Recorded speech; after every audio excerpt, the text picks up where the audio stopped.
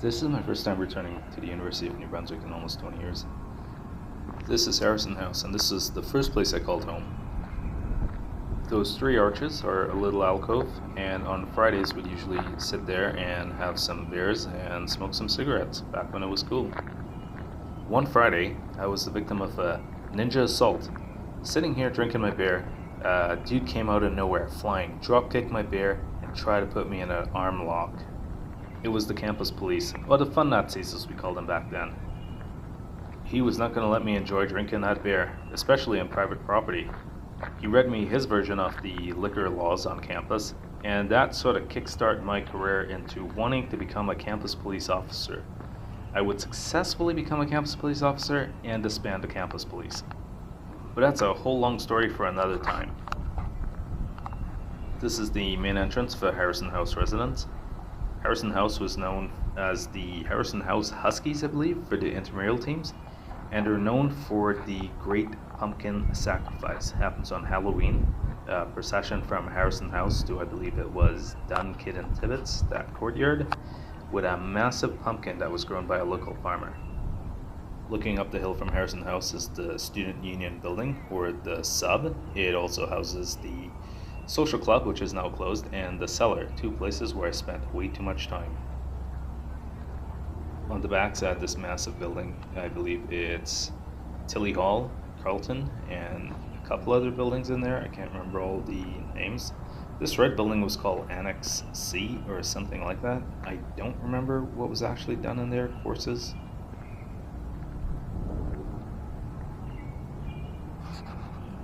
All these paths go to the various residences. On the other side, I believe it's Mackenzie. And all the way down to the end, I believe it's Dunkid, Tibbetts, and a couple new residences I haven't been in. They were built after I left. But lots of green space, lots of walking paths. Lovely place to go jogging on the afternoon in spring and fall.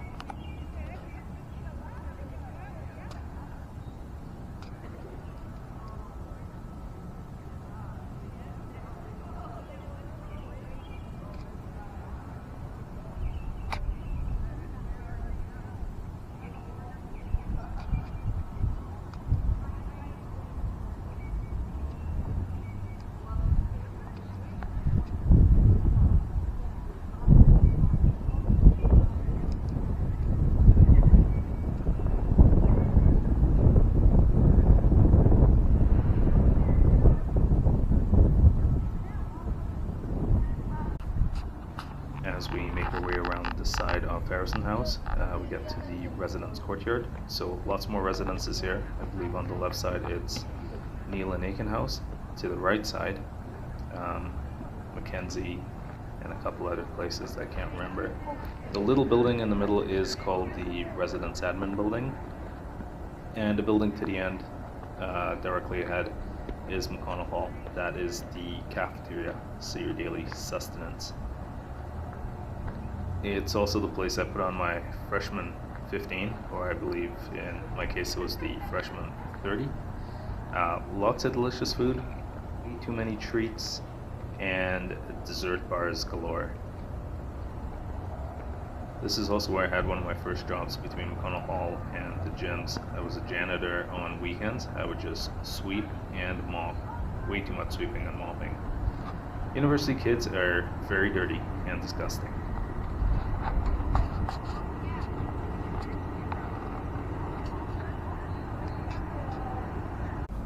This is where I started the campus police job. It was in this building, the old security and traffic building. Unfortunately, it's no longer a security and traffic building, and no one could tell me where the new security and traffic building was located. Where my office used to be is now a kitchen, so I walked in on someone that was eating, and I just walked out, didn't want to disturb them.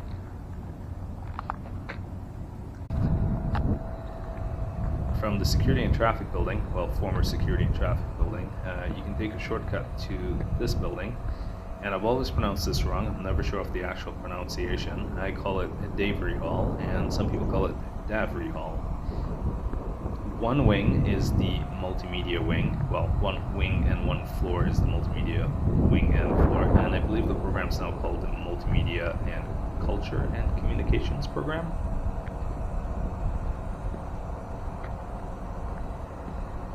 This parking lot is also where I got into a lot of trouble with the traffic guy, Randy Mahoney, who he was really out for me, man.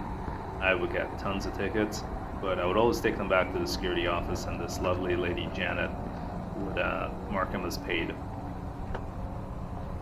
This ramp goes down to the basement. It's so that they can roll carts with tons of equipment up and get them out to different buildings.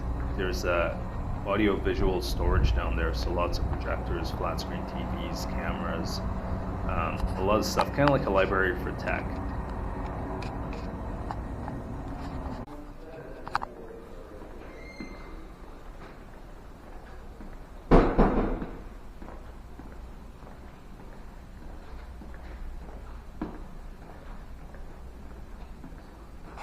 This is a new section here for, I believe it's Indigenous and Culture Studies, so pretty cool to see all the displays. In the multimedia section, there used to be lots of display cases. We'll get up there and we'll look around and we'll find absolutely no more displays. There used to be some photos in here of the first, second, and third graduating courses, so I went on a quest to search for them. I also got into a massive argument with a few of the profs and the deans here, because at graduation you pay a third-party company to come in and take your photos. We'll take a look at that picture later. And I thought graduating from a multimedia program after 4 years, that graduating team should be smart enough and competent enough to create their own graduation photos.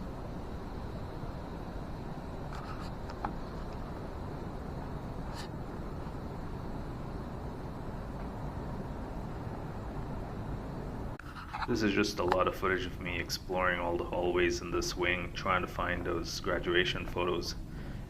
They used to be collages, and if you weren't in the photo, they'd usually at least give you an acknowledgement or put a little placard up telling you, giving you the name of the person who was missing from the photos.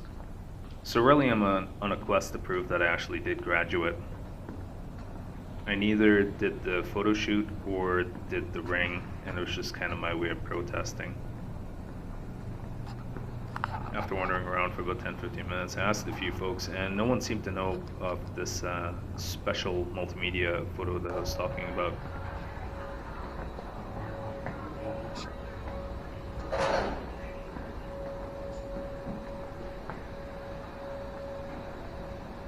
This is the basement where they've kind of got that little cage quickly to the right side. They've got all the equipment there you can sign off. So like I said, like a tech library. I'd always just be borrowing cameras, just trying to get up to date with the newest ones and do all sorts of photo shoots.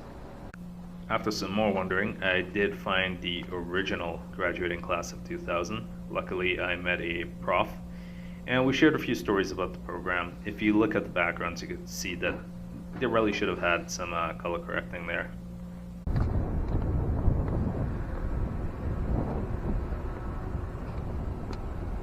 Still not satisfied, I went to search the arts building, as it's known, Tilly Hall, to see if maybe there was a photo or some acknowledgement that I did graduate.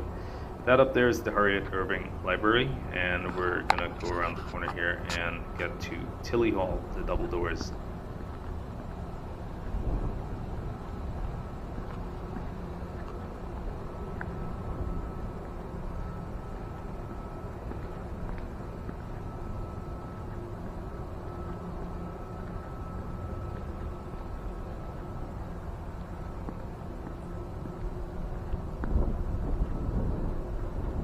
Fun fact, Tilly Hall is where I did my 4th-year project, which was a group project with my film class. We filmed a movie called The Real Queen. Lots of fun, lots of stories to tell from that shoot.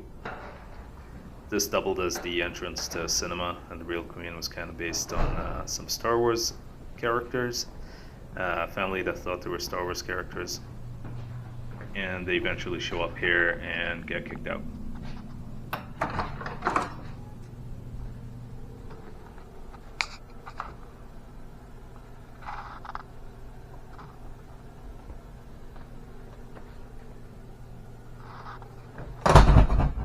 Just walking around, turning on lights as if I own the place. But this is the Tilly Auditorium. I believe it holds 150 or 200 students. Lots of lectures there. Some more wandering around through basements and hallways trying to find that elusive graduation class photograph.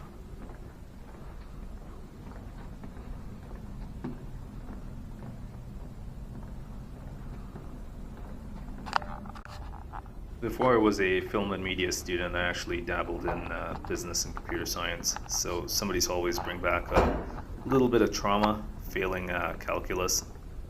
A lot of math and statistic courses were barely scraped to pass.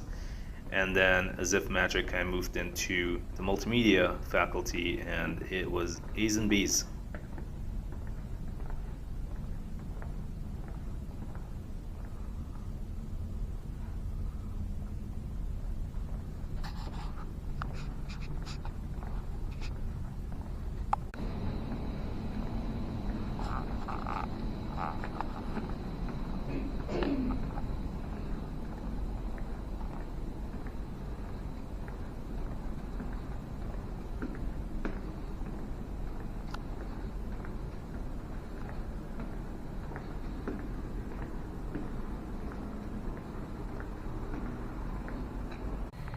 I believe that's Carlton Hall.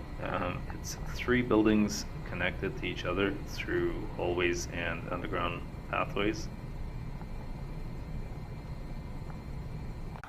Finally, in the basement of Tilly, I find the graduating classes for arts. And it looks as though they didn't do the notes that said who was omitted from the photographs. So, no definitive proof that I went to this university or graduated, and I could not find those multimedia specific class photographs. But it definitely was pretty cool looking back at some of these guys that I went to class with. How young they look. We're now 20-something years past.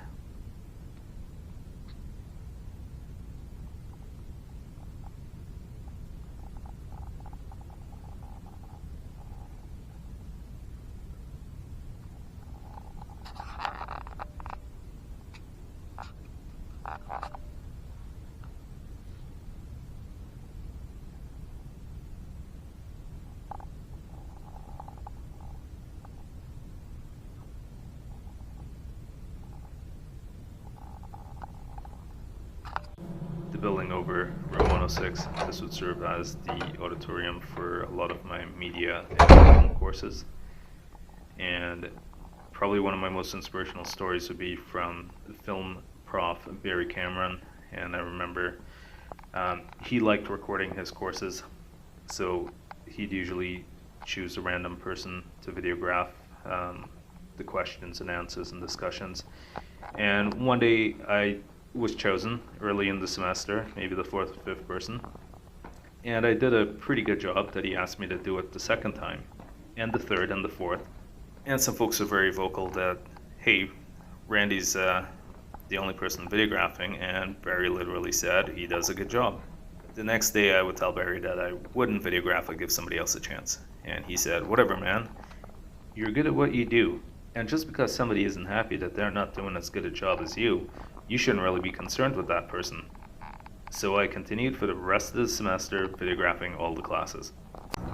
My motivation in life after that was to always be the best at whatever I did.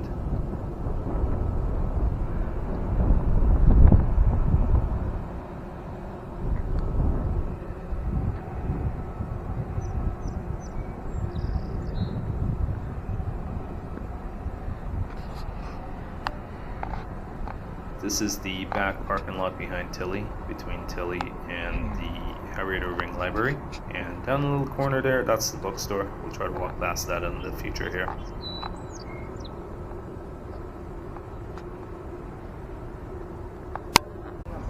To the right side is a residence. I believe the rooms had fireplaces and the basement had a swimming pool with lots of haunted ghost stories. It's been closed and sealed up.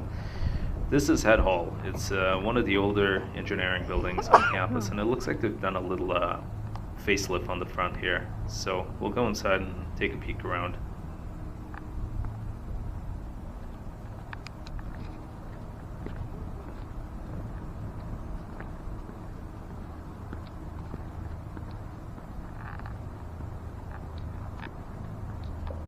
it's pretty cool to see they incorporated the old parts of the structure still inside with the newer building on the outside.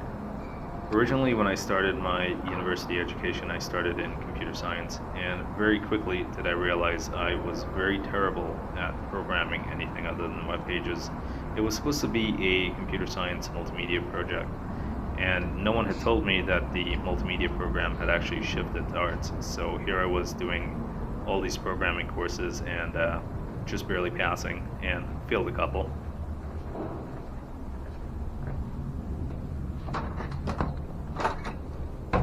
This auditorium brings back a little bit of PTSD. This is where you do the intro courses for Java. Back in the day, it was, I believe it was Computer Science 1073 and 1083. And barely scraped past on that and decided it was time for a education faculty change.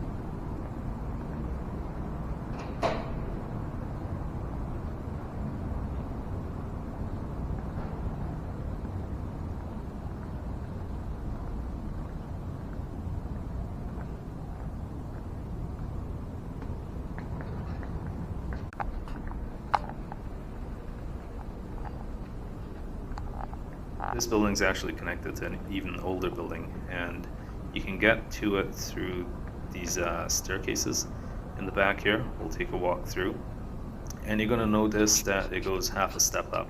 That's because of the hill that it was built on, and also slightly sloping, so you have these rails. So the old head hall. I remember as a poor and broke university student, every time I passed the vending machine, I would check the change holder and see if somebody forgot their drink in there. And I scored majorly a few times. Definitely found a few bucks in there.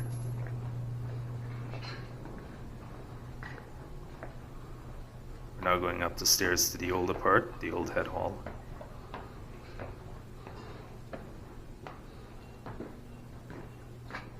And once again, some of the architecture and walls that were once outside are now inside, with the hallways that adjoin them.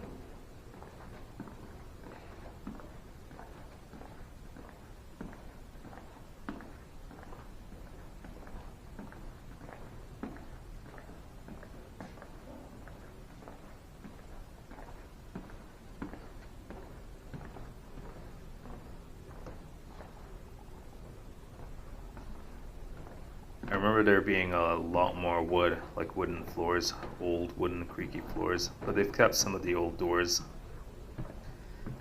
This tiling is all fairly new, I believe. Even the baseboards have been removed. The engineering building's claim to fame was that they assisted in building the NASA Canada arm, robotic arm that was used on the International Space Station. This room brings back a little bit of PTSD. After some misguided counseling from my course advisor, I ended up with courses that I shouldn't have been doing, and apparently in computer science, if you don't have the prerequisite, you get an F, even if you might have had a passing grade. So low GPA and academic probation. We're going to see a little bit of campus that very few people see. We're going to disregard this chain. I did get permission from one of the grounds workers. This is a portion of the sub that was built while I was still in university, and it was supposed to connect directly to the social club and be used as an extension for bigger social events, and possibly one of the best views of campus.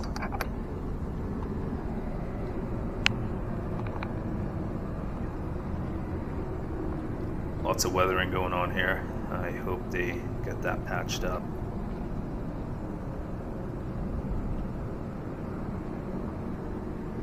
It's a beautiful view overlooking the residence courtyard and north. When I first moved to Fredericton, I kept looking uphill thinking it was north and downhill was south. It's also very disorienting because all the maps show the south as the top, and I never really looked for that little compass that tells you what side you're looking at. Even today, looking south feels as though I'm looking north, and vice versa.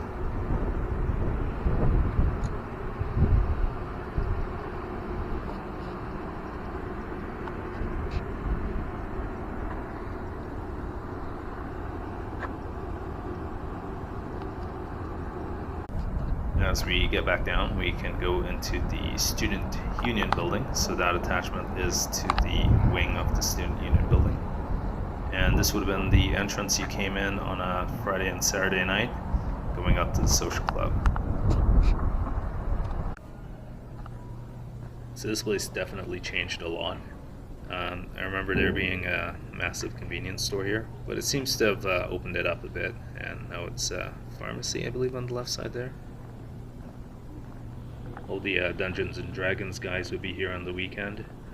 They kind of kept these, I don't know what they're called, this little work grilled gated dividers here.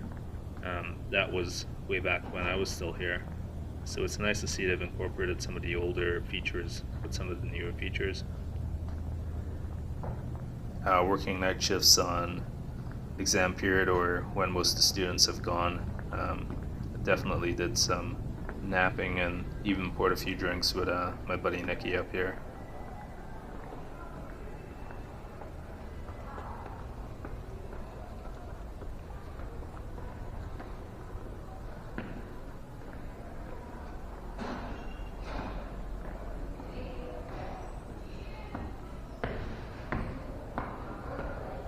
This is what used to be called the Student Union Building Ballroom. It connects to a portion of the social club as well. Lots of residence formals and events would take place up here. They'd even rent it out in summer for wedding parties.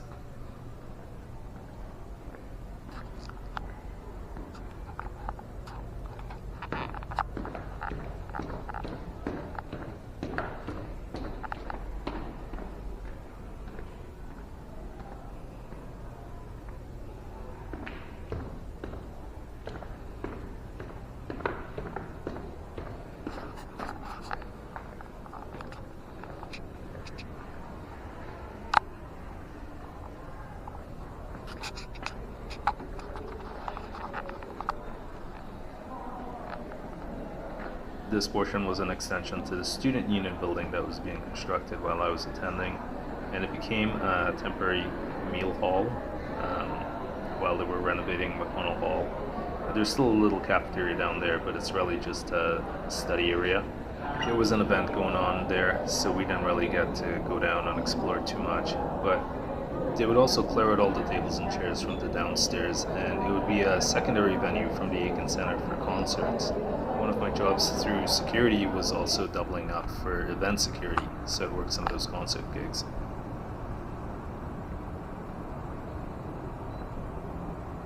This is the Old Arts Building, also known as King's College, the original building of the university, I believe.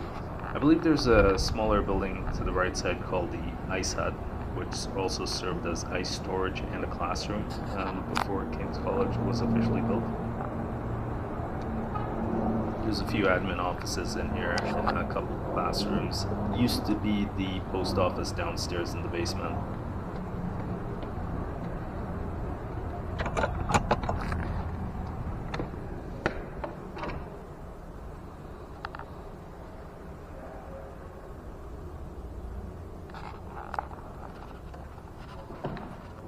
Very beautiful stained glass and a few paintings of the previous presidents of the university.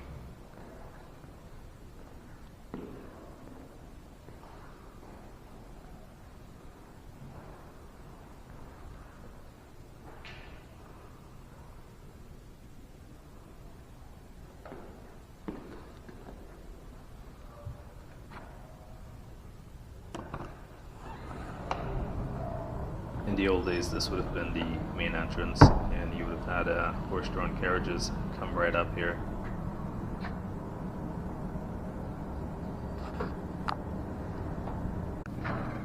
This is the Aken Center, where I also worked a lot of shifts doing event security, but I also doubled up doing concert changeovers. And what we would do is we would change it from the hockey rink to the basketball court, and then do scaffolding for concert events. And we do it all overnight between events. So one day you come in, there's a concert, you come back in the morning, and there's a basketball court. Come back in the afternoon, and there's a hockey rink. Now, the building on this day was actually closed for public, but I kind of knocked on some doors and threw some names around, and some of the nice folks here, they let me go exploring.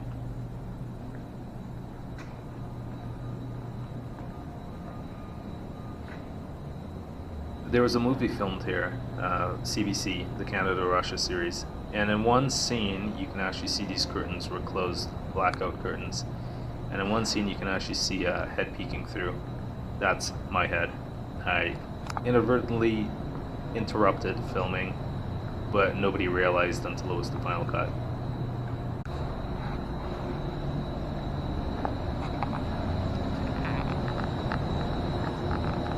Looks like they're setting up for a concert event. It's a pretty large arena for a university for the time that it was built in. Up there's a photo room or party room. We'll try to get up there and do a little video.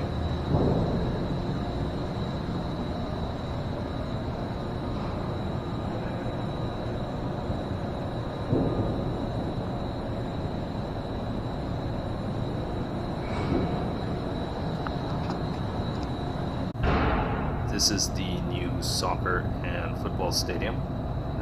They've taken out a lot of the seats, so I don't really know where they expect people to sit. But I remember in my day, this was the worst soccer pitch you could ever play on. As we sneak up some stairs, we go into the culture room.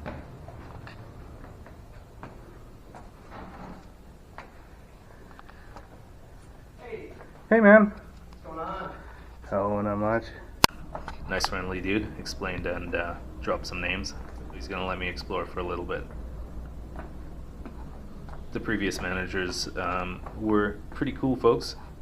Did let me have end of semester parties up here for free without having to rent it out. This is the old bar. I'd pretend to be bartender and tell all the embarrassing stories. And the old social club sign. I'm very happy that it's actually got a home somewhere. The best view in the house. So if I was doing a VIP event, sometimes the owners would let me just come up here and relax and watch the show.